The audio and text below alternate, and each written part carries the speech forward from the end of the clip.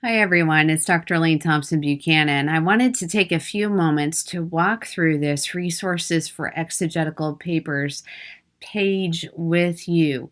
Everything that is on here is here to help you be successful with writing your exegetical paper. So let's go ahead and get started.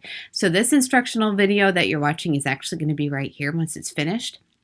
And everything that's on here are resources that will hopefully be helpful to you in writing your exegetical papers. The first thing is a video on how to do discourse analysis. I have taught discourse analysis for years, and I've taught it to goodness, everyone from, I'd say, junior high school students, all the way up to people in nursing homes and everything in between. Discourse analysis is really helpful for writing papers, for preaching, for teaching, for writing, for all different kinds of stuff. And so what I would suggest that you do is go ahead and watch this video. It's about 30 minutes in length, but it will give you some ideas for how to see and how to understand your text, the text for your exegetical papers. We're just doing one at a time, but let's just go with your first exegetical paper. It will help you to understand the text and what the text is trying to say. On its own terms. And it's really fun to do. It takes a little while to get used to it, but it's totally worth it. So what I would suggest you do is to go ahead and watch this. It's about 30 minutes in length. But again, you can watch it, and if it works for you, that's great. And if not, don't worry about it. This paper right here goes along with this particular video. So this is the actual discourse analysis paper that goes along with this. So you can actually download this and then follow along with the video if you'd like to. This right here is instructions on how to do discourse analysis for your particular passage that you're working on, regardless of what passage that may be. It's also important at the level that we're at to focus on interacting with scholars in our paper. So let me go ahead and click on this because I want to actually walk through this with you. One of the things that you'll notice, and I won't read through this entire thing for you, but what I want to show you is that there are no first and second person pronouns in here at all. And this is a paper that I wrote ages ago. It was a master's level paper, not a doctoral level paper. So anyway, this is just basically how to interact with scholars. So you'll notice that I write about Gordon Fee right at the beginning here. And I use his full name the first time that he's mentioned. And then he's mentioned again down here, and I use his last name only in here. Ben Witherington is also mentioned in here. If you notice, there's a whole lot of footnotes. That's because I'm interacting with them a lot, and I'm also giving credit where credit is due. I'm also including my own opinion in here without using first and second pronouns. Let's see how long this is.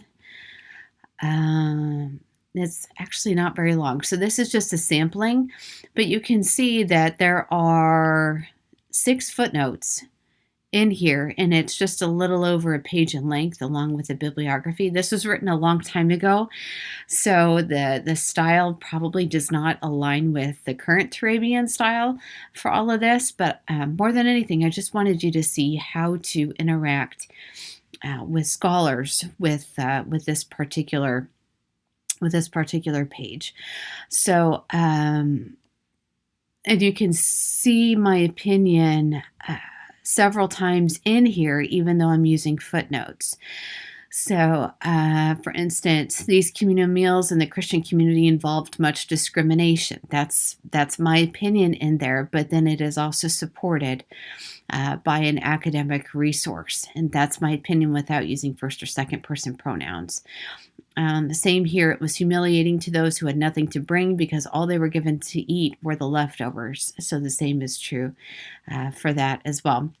So anyway, this is just a sampling. It's just an example of how to interact with scholars, and things like this should be present in each of your exegesis papers. So there should be lots and lots of interaction with the resources that you're using. All right, then I also have a link to the Turabian citation guide. I'll go to this as well, because I want for you to see it. We are using the notes and bibliography style for our class, and basically what you can do if you don't already have the Turabian style manual is you can just scroll through this and see how footnotes and how bibliography entries are done for a wide variety of different things. So for instance, this right here, if we had a book with one author, this is what the first footnote should look like. So the entirety of the author's name, the title of the book, publication information, and the page number. The shortened note, there's no more IBID with Turabian. They're all shortened notes. So that's an interesting shift, an interesting change with this Turabian style. So anyway, you'll notice that the shortened version is simply the author's last name, a shortened title, and the page number. So all footnotes should look like this or like this. So the first time a resource is used, it should look like this. The second time it should look, third, fourth, fifth, 10th time, it should look like this. And then the bibliography entries, once you get to that part of the paper, should be in alphabetical order according to the author's last name. Let's go down a little bit more to see what else we can find. Ebooks, because ebooks are very, very common, very popular now. So let's take a look at this one by Dostoevsky. So you can see all of the information here in the first footnote. You can see the shortened version of the footnote. Notice that there's a page number and also where you can find the ebook. So all of that information needs to be included there. For the shortened footnote, it is simply the author's last name, the title of the work, and then the page numbers or the location where it can be found. And again, the bibliography entries will be in alphabetical order according to the author's last name. So if you scroll through this, it should give you a very good idea of how your footnotes and how your bibliography should be done. And you can scroll through that and see a wide variety of examples. So academic resources that are good to use include Bible commentaries, Bible atlases, Bible handbooks, Old Testament or New Testament intro textbooks, background commentaries, Old Testament or New Testament histories, biblical monographs, articles in academic journals, Logos and Accordance usually have some good stuff too. It is very important that all resources that are used, all academic resources that are used, are dated no earlier than 1995. Okay, so within the biblical studies area, it is appropriate to go back 25 years. It is not appropriate to go back further than that. Steer clear of websites. Generally speaking, we don't want popular resources. We don't want popular authors. We want academic resources for our assignments. Yes, you should use the Bible for your biblical theology papers and your exegesis papers. However, the Bible does not count towards the required resources for the exegetical papers. If you don't know if a resource that you want to use is academic or popular, ask. But don't wait until a day or two or the day of, or even a week before your paper is due to do so, because it's important to get a good head start on this and make sure that you know as much as you can about what you need to do. Do remember to interact with sources, with academic sources in your writing. Quotations. Quotations should be limited to 15% maximum of the entirety of your paper. That's about 1.5 lines per page, which means you're going to need to focus on summarizing and interacting, which that is why this example is there.